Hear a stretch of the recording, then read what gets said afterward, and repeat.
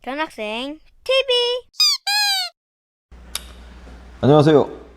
견학생 TV의 엘군입니다. 오늘도 사무실에 MB와 헬치가 와 있네요.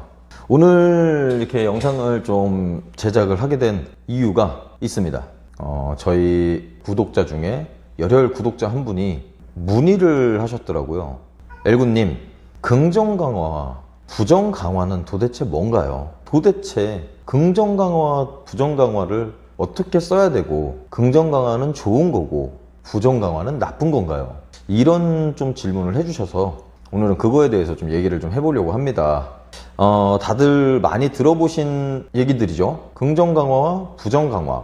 너무 TV에도 많이 나왔고, 긍정 강화에 대해서 많이들 알고 계세요. 그리고 부정 강화. 부정 강화는 말부터가 좀 뭔가 부정적이고 나쁜 것 같고, 뭔가 하면 안 되는 행동 막 그런 것 같고 막 그렇죠. 느낌이 좀. 그래가지고 부정 강화라고 하는 게 있는데, 오늘 제가 이 두 가지에 대해서 저의 개인적인 생각을 말씀을 드릴 거예요. 이거는 많은 훈련사분들이 계시고 지식을 많이 갖고 있는 일반 보호자분들도 계시고 서로의 입장은 전부 다르다는 것을 미리 말씀을 드립니다. 왜냐하면 논란의 요지가 굉장히 될 수 있는 그런 부분들이거든요. 저의 생각이 무조건 옳다라고 말씀을 드리는 건 아니에요. 저의 생각은 이렇습니다를 소개하는 겁니다. 자, 그러면 긍정 강화에 대해서부터 먼저 말씀을 한번 드려볼게요. 긍정 강화. 긍정 강화란 무엇이냐? 다들 많이 알고 계시죠? 긍정 강화. 아이가 올바른 행동을 했을 때 칭찬해주고 보상해줘서 그 올바른 행동이 계속해서 발생할 수 있도록 도와주는 것. 그게 긍정 강화의 정의죠.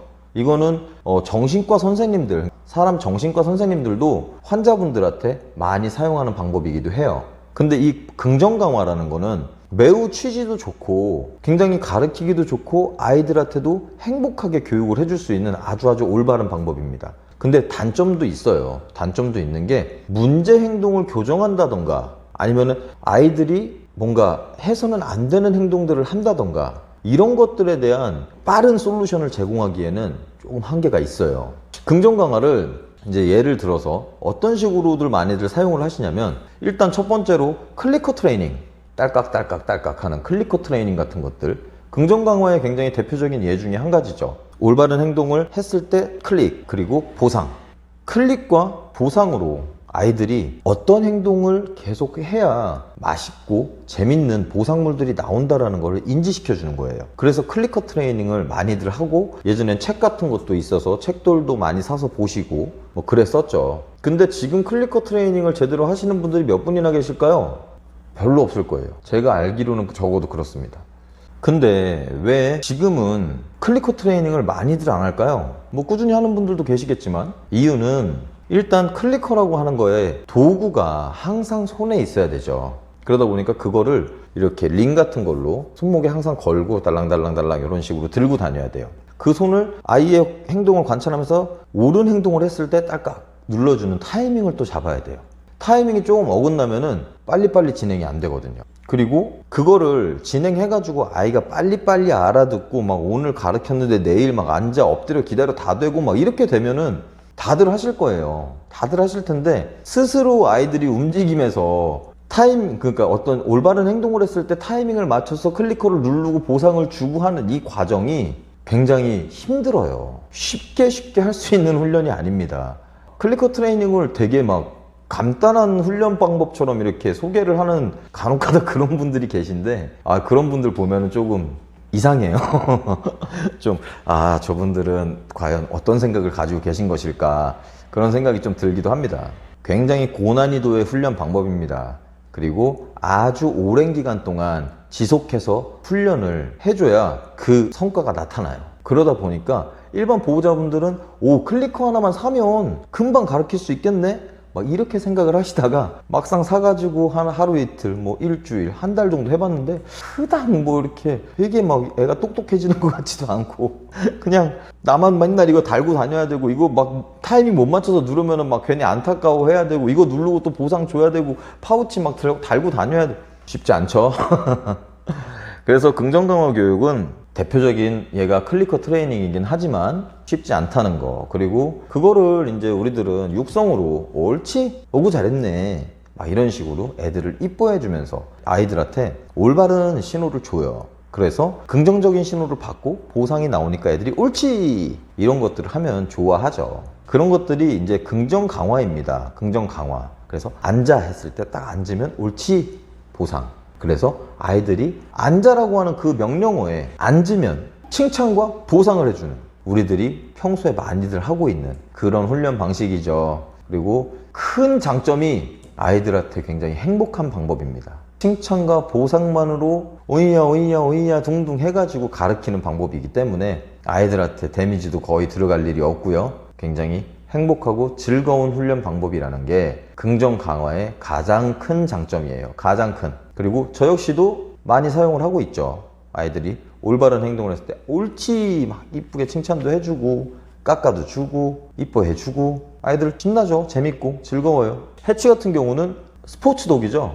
프리스비를 하는 아이란 말이에요. 스포츠 독을 하는 아이들 같은 경우에는 대부분이 긍정 강화예요.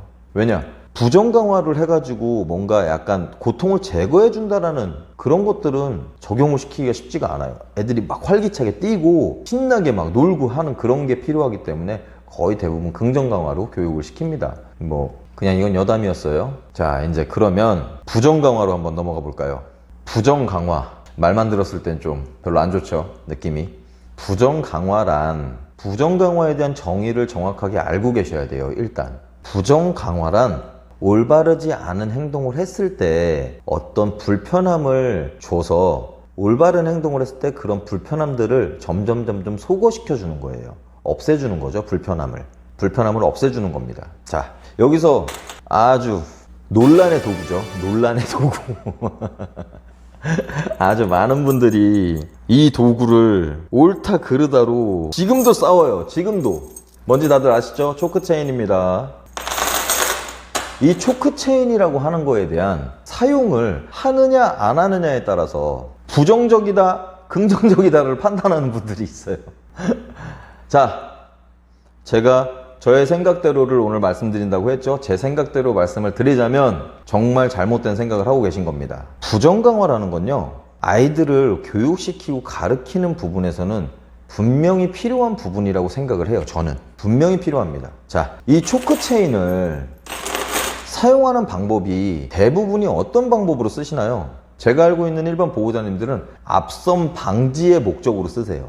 앞으로 튀어나가고 막 애가 막 끌고 가는 막 질질질 끌려가는 이런 산책을 할 때 이 초크 체인을 써서 막 빡빡 당기면 애들이 여기가 막 꽉 조여지니까 아파서 그렇게 안 한다. 만약에 단순히 그런 목적이라면 핀치 칼라를 쓰면 돼요. 핀치 칼라는 초크 체인보다 한 단계 더 업그레이드 된 그런 제품이에요. 딱 당겨서 압박이 가면 안쪽에서 가시가 딱 씁니다. 그러면서 목을 딱 찔러요. 그래가지고 애들이 극심한 고통을 딱 느끼게끔 하죠. 근데 그런 도구는 왜 만들어진 걸까요? 초크 체인 역시도 적응하고 이걸 별거 아니다라고 생각하는 아이들이 있기 때문에 그거보다 한 단계 더 업그레이드된 핀치 칼라라고 하는 그런 것들도 나온 거예요. 근데 이 초크 체인을 너무 안 좋게만 생각하는 분들이 계신데 그런 거 있어요. 아, 혹시 저 초크 체인 쓰는데요? 초크 체인을 써? 되게 막 애 힘들게 하네. 저거 안 하면은 통제가 안 돼? 자, 여기선 그렇게 말씀을 하시면 안 돼요. 솔직히 통제가 안 돼? 본인의 강아지를 정말 전적으로 긍정 강화로 완벽한 강아지, 누가 봐도 대단한데? 진짜 말 잘 듣고 집중력 쩔어, 이런 강아지를 만들 수 있다면 그런 말을 해도 되겠지만, 자기 강아지도 제대로 통제가 잘 안 되는 상황인데 초크 체인으로 해? 저거 애가 너무 힘들 텐데, 이렇게 말씀하시는 건 아니에요. 서로의 입장은 다 다릅니다. 저는 남자죠. 성인이고 키가 174고요 몸무게가 90kg 정도 나가요. 갑자기 커밍아웃을. 어쨌든 건장한 체격의 남자입니다. 키가 크지는 않지만 평균적인 키는 되고요. 몸무게는 또 많이 나가. 어쨌든 몸무게가 있기 때문에 힘도 그 정도는 있죠. 저는 MB와 해치가 있는 힘껏 빵 당겨도 한 손으로 잡으면 돼요. 하지만 그와 반대로 저의 아내, 제 와이프는 키가 160도 채 안 되고 몸무게가 40kg 초반대에 아주 가녀린 여자예요. 그 여자는 해치나 MB가 빵 치고 나가면 그 힘을 감당할 수가 없어요. 그렇다면 뭔가 도구의 힘을 빌리기는 해야겠죠. 교육을 하는 것도 중요하지만 일반 보호자분들은 한 방에 교육을 할 수가 없단 말이에요. 그리고 걔들이 그걸 알아요. 이 사람이 좀 만만하구나, 이런 걸 알아요. 특히나 여자들은 깔봅니다. 동물이잖아요. 동물은 자기보다 힘이 세고 덩치가 큰 그런 존재들한테 당연히 위압감을 느낍니다. 그리고 그런 거는 남자들이고요, 대부분이. 여성분들은 뭐 덩치가 아무리 좋다, 힘이 좋다 해도 정말 특별한 운동선수나 이런 분들이 아닌 이상은 남자와 여자의 힘의 차이와 체격의 차이는 분명히 존재를 하죠. 근데 여성분들 같은 경우에는 이 초크체인 같은 걸 사용하시라고 말씀을 제가 가끔가다 드리는데, 그거는 그 어떤 강아지를 키우느냐에 따라서 제가 말씀을 드려요. 초크체인을 한번 써보시는 건 어떨까요? 라고. 그러면 그분들은 처음에는 초크체인에 대한 부정적인 인식, 막 이거 하면 우리 애가 아플 텐데 막 이렇게 생각들을 하시다가 제가 그거에 대해서 알려드리죠. 초크체인의 원래 목적이 무엇인지. 초크체인이라는 건요, 1950년대에 특허가 개발된 겁니다. 미국에서. 그리고 그 초크체인을 가지고 독일에 있는 슈츠훈드라고 하는 훈련 클럽에서 번견을 시험해보는 그런 훈련 도구로 사용했던 것들이에요. 번견이라는 건 뭐냐? 경비견이에요. 뭔가 재산을 지키고 사유지를 지켜내는 그런 아이들이죠. 근데 그런 아이들이 견성이 약하면 안 되겠죠? 뭔가 저쪽에서 막 뭐 빵빵 총을 쏠 수도 있고 소리를 지를 수도 있고 뭔가 막 집어 던질 수도 있고 목을 막 잡고 막 줄을 막 당길 수도 있고 막 그래요. 그래서 그런 아이들의 자질을 체크해 보기 위해서 이런 초크체인, 강하게 압박이 되는, 목이 압박이 되는 과정에서도 얘네들이 얼마나 자기가 목표로 하는 부분을 이루어내느냐, 그래서 그 아이의 견성을 따져보는 그런 도구였어요. 그런 걸로 개발이 된 거고요. 근데 마치 이 초크체인의 목적 자체가 걔들을 힘들게 하기 위해서 막 그렇게들 생각을 하는 분들이 있으신데, 부정강화를 정말로 안 써요. 저는 진짜 부정강화를 안 씁니다 라고 말씀을 하시는 분들이 있으시다면 제가 하나 예를 들어 볼게요. 일반 목태들은 하시죠? 아니면 하네스라도. 왜냐? 밖에서 안 하면 리시를 걸고 다니지 않으면 불법이니까요. 오프리시를 할 수는 없잖아요. 근데 애들이 가는 방향이 있대. 그 방향을 계속 따라가 주시나요? 산책을 나오면? 아니죠. 제가 정하는 산책 코스를 걷는단 말이에요. 걔들이 정하는 산책 코스가 아니라. 그리고 설령 걔들이 정하는 산책 코스로 다 가주는 분이더라도 결국엔 집으로 와야 될 거 아니에요. 걔들은 집으로 돌아가려고 안 하고 계속 뭔가 찾으러 계속 돌아다니죠. 그거를 몇 시간 계속 쫓아다닐 수도 없는 거고요. 결국엔 집으로 돌아와야 됩니다. 한마디로 내가 원하는 산책 코스를 돌게 돼 있는 거예요. 사람이 원하는. 그렇다면 걔들이 내가 원하는 방향으로 가지 않고 반대쪽으로 가야 되는 경우 목줄, 리시를 당기죠. 그러면은 목줄을 차고 있거나 하네스를 차고 있거나 어쨌든 그쪽으로 끌려갑니다. 자기는 이쪽으로 가고 싶은데도 불구하고. 근데 왜 끌려올까요? 힘이 들어가기 때문이에요. 자기는 이쪽으로 가고 싶은데 목줄이 당겨지니까 불편하단 말이에요. 그러면 이 불편함을 해소하기 위해서 이쪽으로 가는 겁니다. 이게 뭘까요? 부정강화예요. 부정강화입니다, 이거. 불편함을 해소하고 나서 사람을 쫓아가면 몸이 편해진다. 그래서 사람을 계속해서 쫓아가게 되는 부정강화입니다. 근데 초크체인을 씀으로 인해서 뭐 되게 막 무슨 뭐 강아지를 교수형에라도 매다는 것처럼 표현하시는 분들이 있는데 그러지 않으셨으면 좋겠어요. 결코 나쁜 훈련 도구가 아닙니다. 단 이 초크체인을 남발해서 막 팍팍 채고 막 미친 듯이 개를 막 질질질질 끌고 가고 막 이런 쪽으로 사용하시는 그런 부분들이 잘못된 거예요. 그리고 실제로 초크체인을 그렇게 사용하는 사람들도 있고요. 그러다 보니까 부정적인 인식이 많아진 거예요, 사실. 훈련사들도 초크체인의 사용 방법을 제대로 인지를 못해서 초반에 많이 혼나기도 해요. 배우는 시절에. 일반 보호자님들이 알고 계실지는 모르지만 초크체인이라고 하는 거는 착용 방향이 또 정확하게 있습니다. 개가 왼쪽으로 걸을 거냐 오른쪽으로 걸을 거냐 이런 거에 대한 차이에 초크체인의 방향이 바뀌어요. 어느 쪽으로 올바르게 착용을 해야 가장 효율적이고 아이도 편하면서 사용을 할 수 있는 그런 것들이 있습니다. 그러니까 그런 부분에 대해서 좀 명확하게 잘 공부도 해보시고 알아보시고 하셨으면 좋겠어요. 오늘의 긍정 강화와 부정 강화에 대해서 총 정리를 해드려 보자면, 저의 입장에서 긍정 강화와 부정 강화를 적절히 잘 섞어서 사용을 해주는 것이 아이들을 가르치기 가장 좋은 방법이다라고 말씀을 드리고 싶어요. 그리고 견성의 차이, 견종의 차이, 작은 아이들 막 소형견, 초소형견, 치와와 막 이런 애들 있죠. 그런 애들한테 초코체인 팍팍 안 되죠. 안 됩니다. 힘이 걔네들 막 조그만 애들 1kg 막 1.5kg 나가는 애들인데 그런 애들한테 할 수는 없잖아요.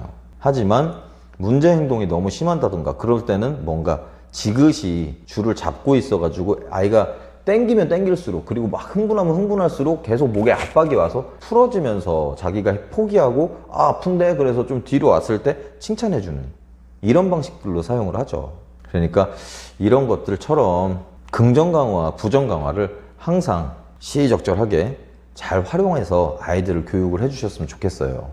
오늘도 긴 시간 동안 시청해 주셔서 감사드리고요. 긍정 강화와 부정 강화는 모두 올바른 훈련 방법입니다. 단 그 훈련을 시키는 훈련사나 보호자분들의 잘못된 인식으로 인해서 아이들이 힘들어지고 훈련의 성과가 올라오지 않고 모두가 불행해지는 그런 상황이 만들어질 수도 있는 거예요. 이거를 꼭 염두에 두시고요. 오늘도 역시나 해치와 MB는 자고 있습니다. 어쨌든 시청해주셔서 감사합니다. 견학생TV의 엘군이었습니다.